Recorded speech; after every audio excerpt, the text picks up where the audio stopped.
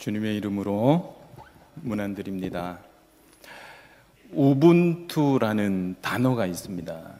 이 우분투는 남아프리카의 반투족이라는 그 원주민들이 이 단어를 그들의 삶에 깊숙이 경험하고, 그리고 언제든지 그들의 삶에서 그 우분투 삶의 정신이 드러나는 것을 볼 수 있다고 합니다.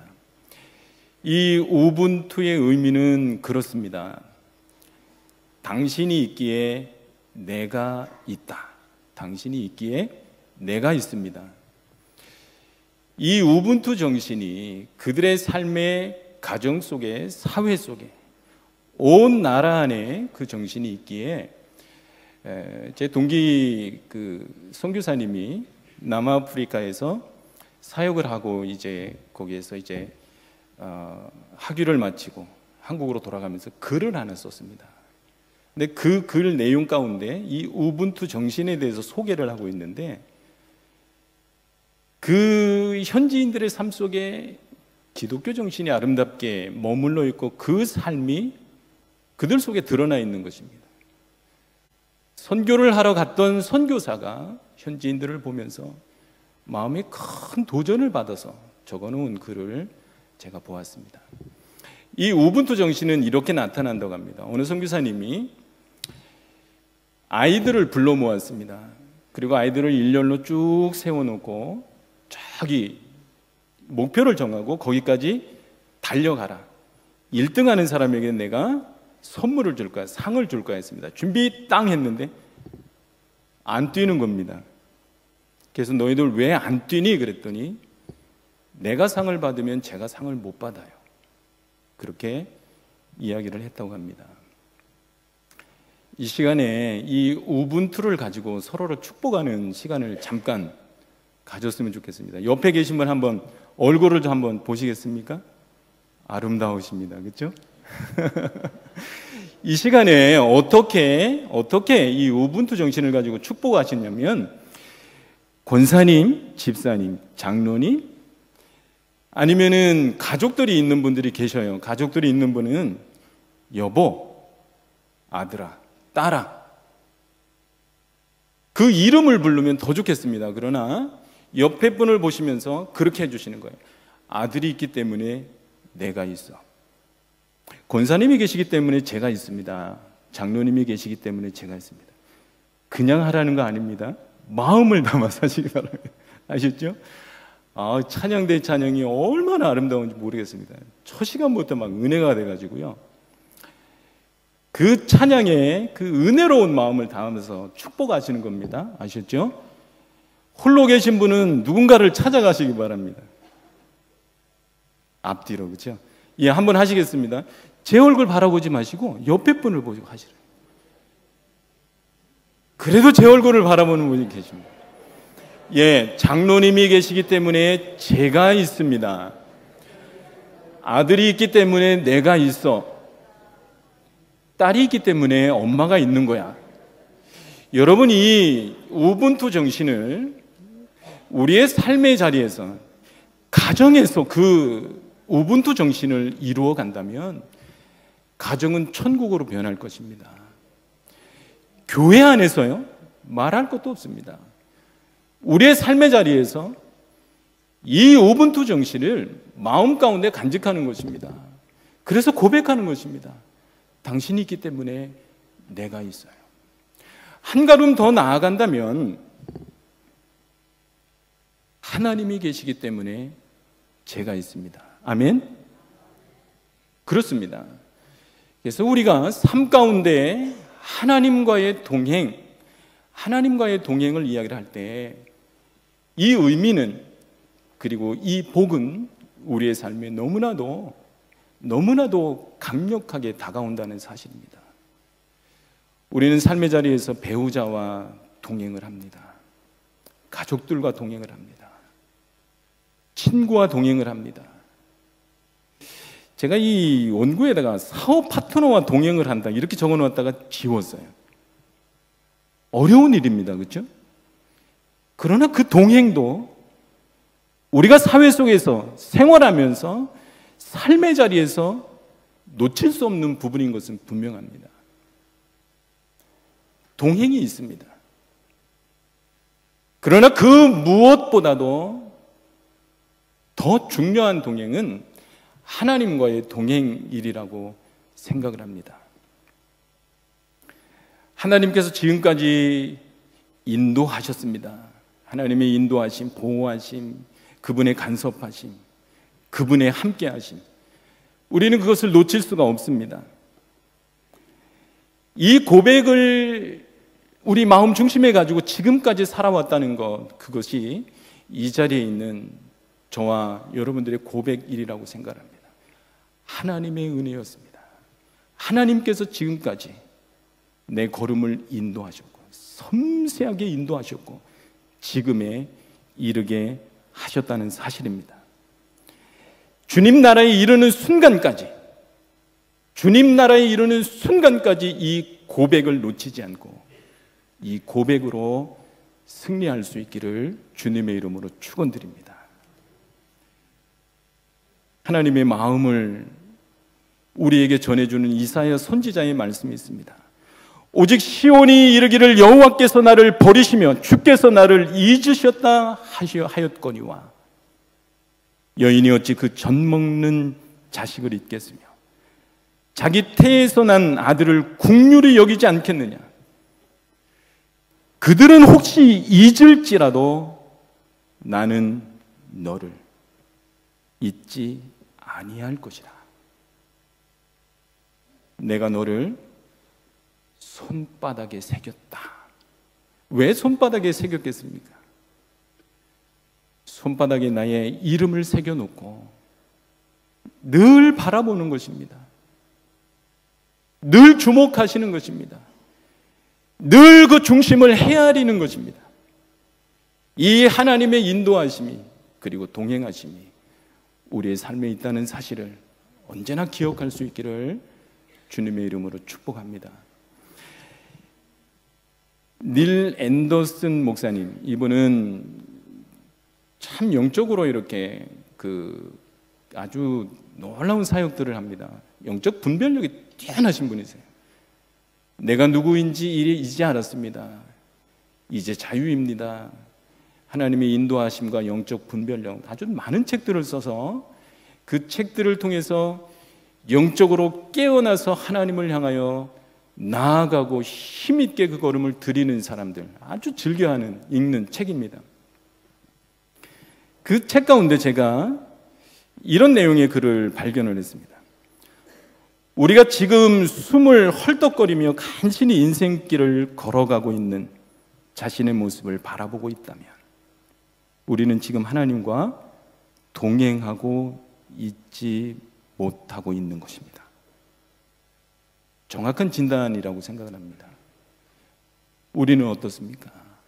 오늘 성령 강림 주일 주님 앞에 나와서 그분의 임재를 사모하며 갈망하며 하나님 앞에 예배드리고 있는 우리의 모습은 어떻습니까? 숨을 헐떡거리며 간신히 인생길을 걸어가고 있는 자신의 모습을 바라보고 있다면 우리는 지금 하나님과 동행하고 있지 못하다는 것입니다. 정확한 진단이라고 생각이 듭니다. 왜냐하면 제 자신을 볼 때 그랬거든요. 하나님의 인도하심이 얼마나 놀라운데 그런데 왜 그렇게 힘이 드는지 모르겠습니다. 영적인 분별력을 가지고 바라볼 때 하나님과 동행하지 못하고 있다. 그것을 진단해주고 있는 것이죠. 오늘 본문의 말씀을 묵상하면서 큰 위로와 도전이 되는 것은 하나님께서 친히 우리에게 좋은 모델을 주셨다는 것입니다. 이스라엘 백성들은 신약의 성도들의 하나의 모델입니다. 모델이에요. 신약의 유대인들, 신약의 그 백성들도 동일하게 우리의 모델이 됩니다. 그들의 희로애락, 승리, 실패, 찬양, 감사, 좌절, 이 삶의 모든 부분들이 그들의 삶의 모습을 바라보면서 우리 자신을 비춰보는 거울과도 같기 때문에 모델인 것입니다.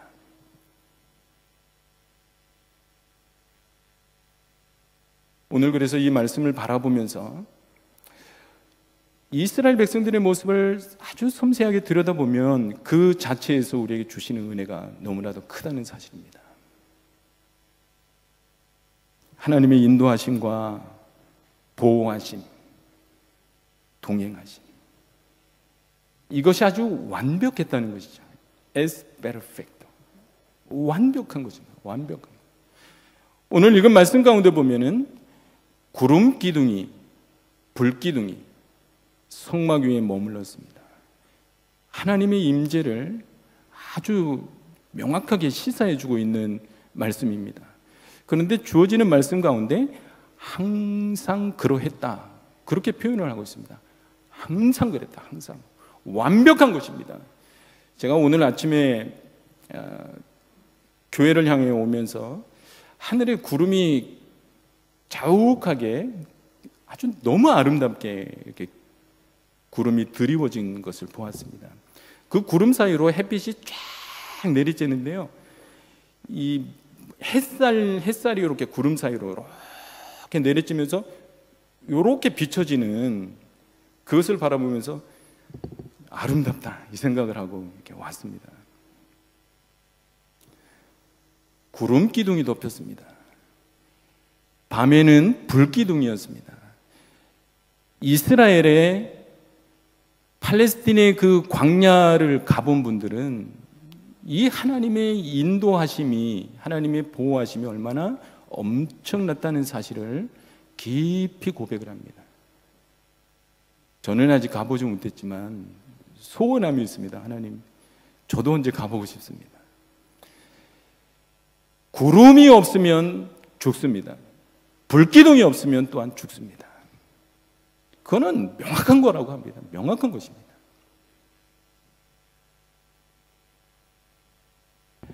다윗은 노래합니다. 여호와는 나의 목자시니 내가 부족함이 없습니다. 신명기 8장 2절 4절 말씀을 보니까 이렇게 말씀합니다. 내 하나님 여호와께서 이 40년 동안 내게 광야길을 걷게 하신 것을 기억하라. 이는 너를 낮추시며 너를 시험하사 내 마음이 어떠한지 그 명령을 지키는지 지키지 않는지 알려 하심이라. 너를 낮추시며 너를 줄이게 하시며 또 너도 알지 못하며 내 조상들도 알지 못하던 만나를 내게 먹이신 것은 사람이 떡으로만 사는 것이 아니요 여호와의 입에서 나오는 모든 말씀으로 사는 줄을 내가 알게 하려 하심이라.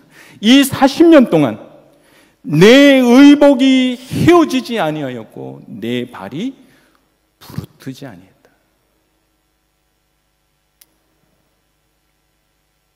(40년) 광야 생활에서 하나님의 돌보심은 완벽했습니다. 사실은 우리는 이 하나님의 완벽하신 돌보심 가운데 있습니다. 아멘? 아멘이시죠? 장로님 기도하신 것처럼 이제 신성교회가 부록의 나이를 넘어섰습니다. 40년. 흔들리지 않는 믿음의 반석 가운데 세워져야 합니다. 그리고 힘있게 하나님과 동행하며 그분의 뜻을 이루어 가셔야죠. 40년 동안 완벽했다 말씀하고 있습니다. 근데 그 완벽하신 하나님을 40년 동안 경험했음에도 불구하고 이스라엘 백성들은 처절하게 실패했습니다. 오직 여호수아와 갈렙 외에는 모든 출애굽 세대가 광야에 묻히고 말았습니다. 왜일까요? 신약에서도 우리는 같은 예를 볼 수 있습니다. 오병이어와 같은 놀라운 기적과 이사를 보았던 그 유대인들, 수많은 사람들이 예수님을 십자가에 못 박는, 그리고는 실패하는, 왜일까요?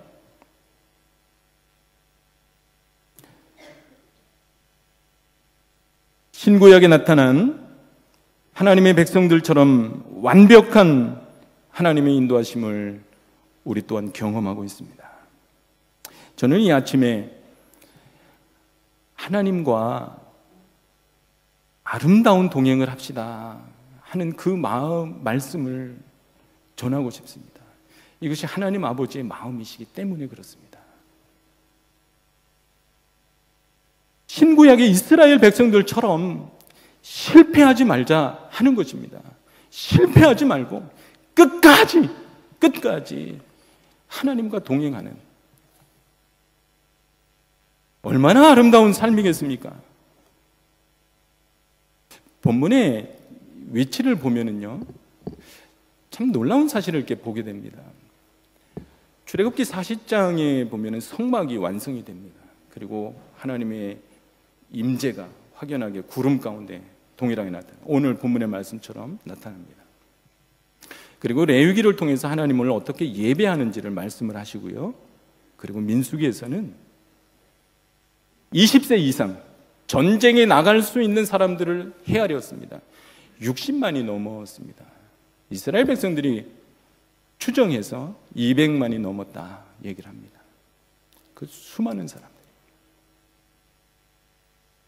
그리고는 10장의 말씀에 보면은 이제 나팔 소리가 울리기를 기다리고 있는 이스라엘 백성들의 모습입니다.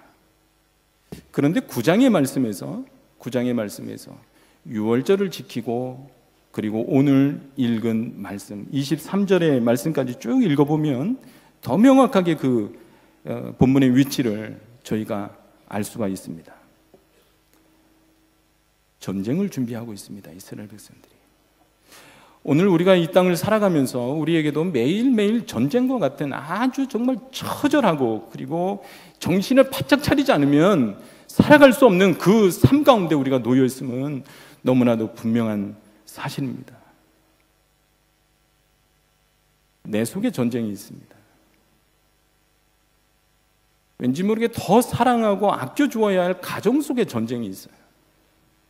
교회 안에도 전쟁이 있죠. 나라는 나라대로, 세계는 세계대로 정말 아주 긴장할 수밖에 없는 그런 모습들을 봅니다. 마음으로 진지하게 대답을 해보시기를 바랍니다. 지금 우리에게 필요한 것이 무엇입니까? 이 시간, 오늘날 하나님의 임재입니다. 성령의 기름 부으심이시고 성령의 동행하심이고, 우리의 마음을 빚으시고 우리의 마음에 기름 부으셔서 하나님의 사람으로 우리를 계속해서 세워가시는 그 하나님의 동행하심입니다. 그때 우리는 하나님을 깊이 경험할 수 있을 것입니다. 근데 앞에서도 살펴보았지만 하나님의 인도하심은 완벽했다는 사실입니다. 문제는 인간 편에서의 문제였다는 것입니다. 완벽한 하나님의 인도하심을 우리가 말씀 가운데 항상 그러했습니다. 말씀하시고 진행하고 머무시면 거기에 텐트를 치고 머물고, 그것이 이스라엘 백성들의 모습이었습니다. 주님 말씀하시면 내가 가겠습니다. 주님 멈추라 하시면 내가 멈추겠습니다. 이 속에 하나님의 마음이 그대로 담겨 있음을 보게 됩니다. 문제는 우리인데 왜 그럴까? 이것이 제가 본문의 말씀을 묵상하다가 마음 가운데 오는 거죠. 왜 그랬을까? 왜 그랬을까? 민수기를 읽어보시면은요, 13장, 14장에 그냥 전멸입니다. 12명의 정탐꾼, 가나안으로 들어갔다가 여호수아 갈렙 말고는 그들이 그렇게 그 땅을 혹평함으로 인하여서 이스라엘 백성들의 마음이 무너져 버렸습니다. 그리고는 하나님을 향해 원망하고 모세를 돌로 들어 치려고 하는. 왜 그럴까? 왜 그럴까? 실패할까? 마음에 있다는 것입니다. 그래서 하나님은 우리의 마음을 깊이 다루고 계시고 계속해서 그 마음을 살피시고 그 마음을 어루만지시고 성령으로 기름 부으시고 힘을 주시고, 그래서 끝까지 경주할 수 있도록 은혜를 주신다는 사실입니다. 신명기로 다시 돌아가 보았으면 좋겠습니다. 신명기 8장 2절에 이렇게 말합니다. 이는 너를 낮추시며 너를 시험하사 내 마음이 어떠한지 그 명령을 지키는지 지키지 않는지 알려 하심이라. 너를 낮추시며 너를 줄이게 하시며 또 너도 알지 못하며 내 조상들도 알지 못하던 만나 내게 먹이신 것을.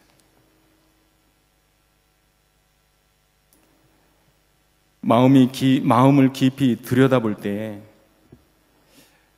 얼마나 깊이 절망하는지 모릅니다. 저는 그렇습니다. 제 자신을 들여다볼 때마다 절망합니다. 말씀을 읽으면서 하루를 시작하고 이렇게 살아야지 결심을 했는데 그것이 얼마 지나지 않습니다. 지나지 않아서 또 좌절하고, 에이구, 제 안에 그런 탄식이 매일매일 더합니다. 새끼 지렁이가 엄마 지렁이를 보고 아주 궁금해하는 표정으로 이런 질문을 했습니다. 엄마, 왜 아빠 지렁이는 며칠째 안 보이세요? 그러자 그 엄마 지렁이가 얼굴이 갑자기 창백해지기 시작했습니다.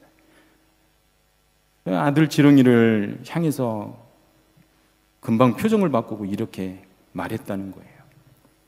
얘야, 아빠는 이틀 전부터 어부와 함께 물고기 낚시를 떠나셨단다. 안 웃기세요? 제가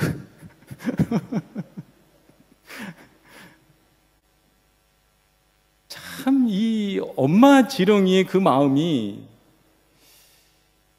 얼마나 많이 무너졌었을까. 좀 웃자는 얘기지만 저는 이 글을 대하면서 아름답다, 그런 생각을 했습니다. 엄마 지렁이처럼 무너짐이 있을 때 그때 하나님이 주시는 큰 위로와 소망이 찾아온다는 사실입니다. 어느 모임 가운데서 제가 저의 그런 연약함을 이야기를 했습니다. 똑같은 고백입니다. 아침에 일어나서 기도하고 말씀을 보고 이렇게 살아야지 했는데 아무것도 아닌데 아내의 말 한마디에 가슴이 그냥 썰렁해지는 겁니다. 무너지는 거예요. 제가 그거를 경험하고 모임에 가서 그 이야기를 했어요. 중년이 넘어선 분들이 다 같이 맞다고. 남자들이 중년이 넘어서게 되면은 그 후부터는 이렇게 가슴이 약해집니다. 그래서 잘 삐집니다. 그래서 거기에 있던 부부들이 한참을 웃었습니다. 왜냐하면은 그 말 한마디에 서로 그렇게 무너지는 것을 경험을 해요. 그러면서 결론은 뭐였냐면 역시 우리는 죄인이다. 저쪽 동네만 그런 것 같아요. 신성교회는 아니신 것 같아요. 저쪽 동네. 그렇습니다. 하나님을 깊이 경험할 수 있는, 무너짐이 있는, 처절하게 죽어지는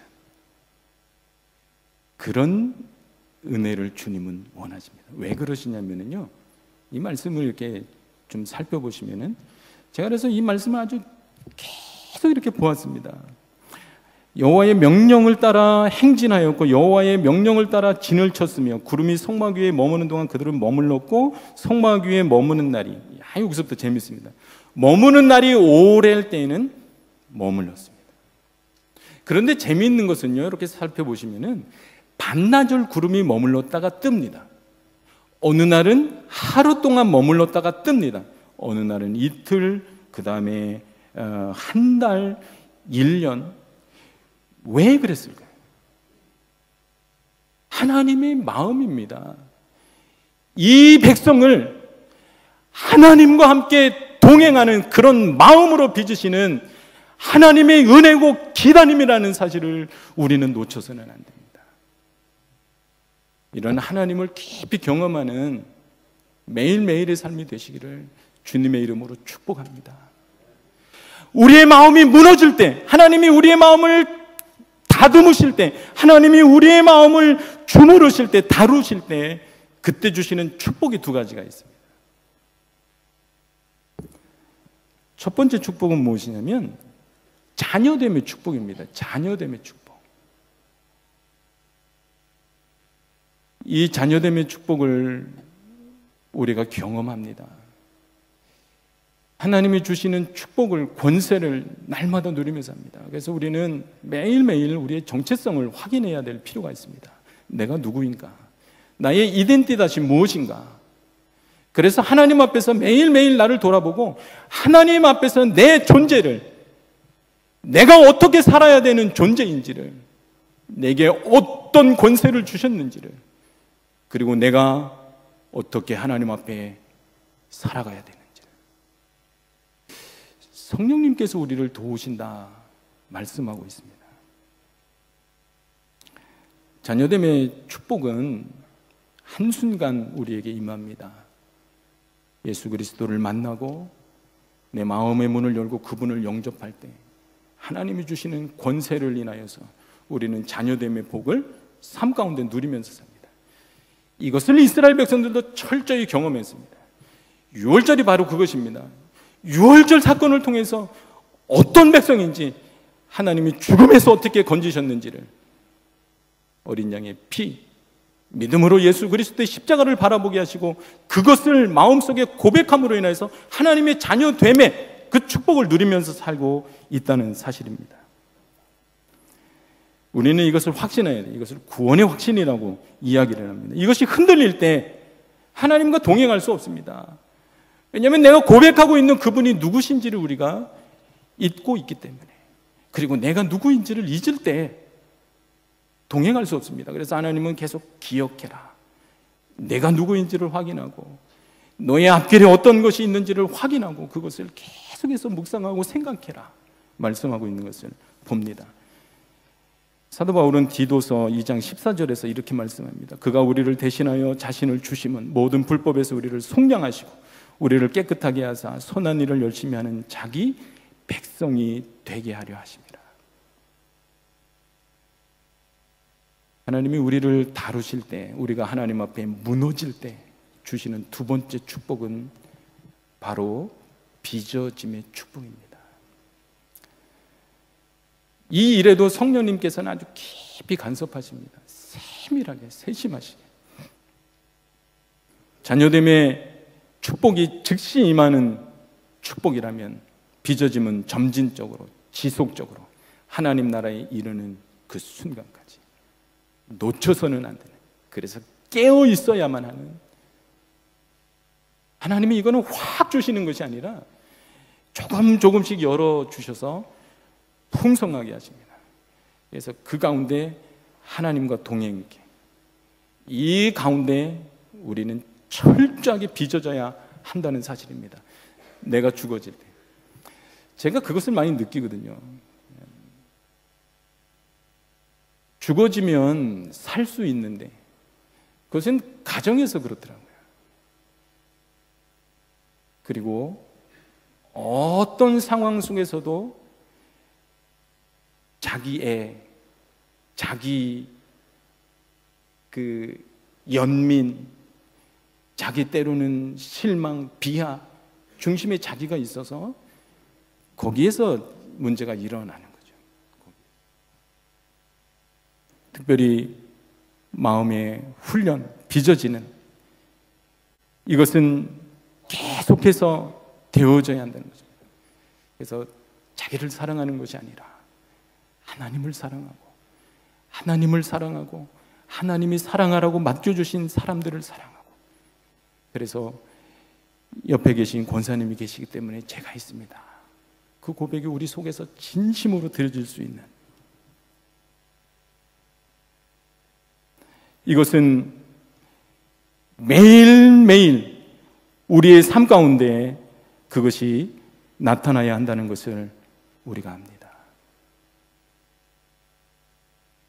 우리가 정신없이 하루를 살다 보면 하루 종일 혼자 살고 있는 것을 발견할 때가 있습니다. 마치 그것은 귀한 손님을 나의 집에 초대해 놓고 다른 일에 정신이 팔려서 손님은 잊어버리는 것과 같은, 주님께서는 계시록 3장 20절에 말씀하셨습니다. 누구든지 문을 열면 내가 그에게로 들어가 그로 더불어 먹고 그는 나로 더불어 먹으리라. 우리의 하루 생활 중 기본적이고 평범한 그 일조차 속에서도 주님이 동행하기를 원한다는 거죠. 주님이 동행하십니다.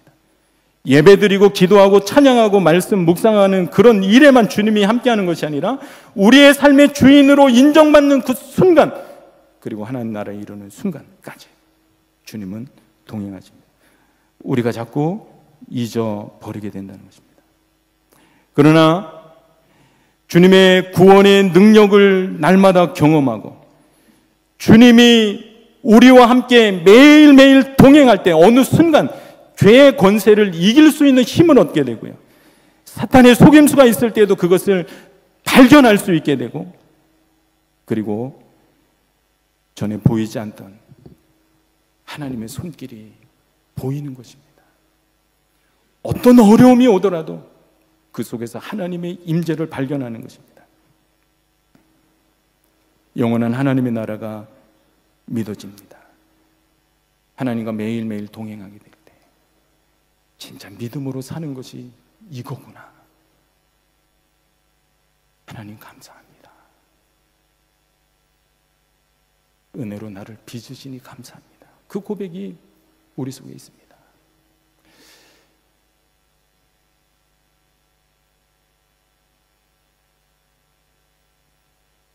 말씀을 맺으려고 합니다.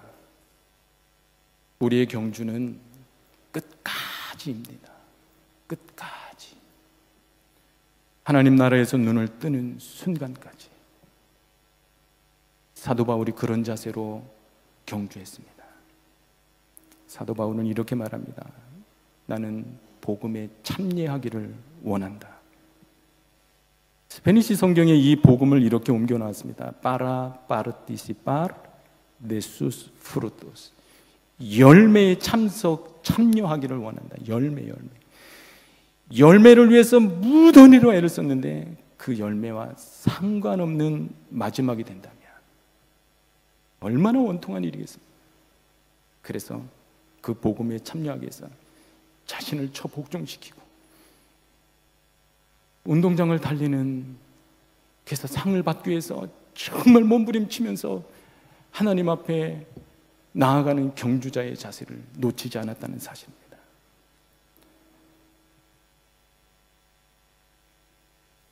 사랑하는 여러분, 복음 앞에 무릎을 꿇고 하나님과 동행하는 은혜가 있기를 주님의 이름으로 축원합니다. 매일매일. 그래서 끝까지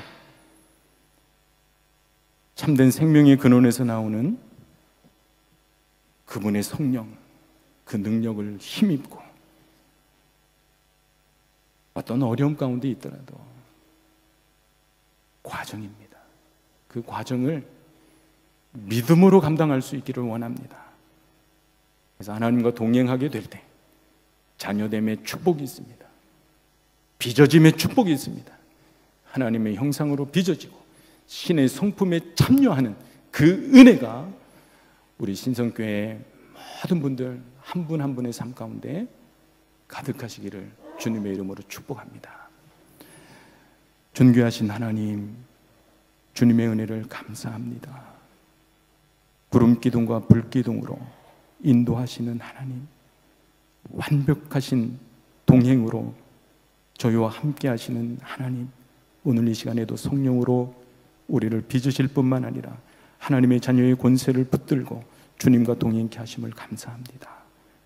하나님, 자녀됨의 축복과 함께 주신 책임도 저희들이 다시 한번 생각하고 또 하나님 앞에 늘 토기장이의 손에 들려있는 진흙과 같이 빚어지는 은혜도 저희들에게 허락해 주옵소서. 예수님의 이름으로 기도하옵나이다. 아멘.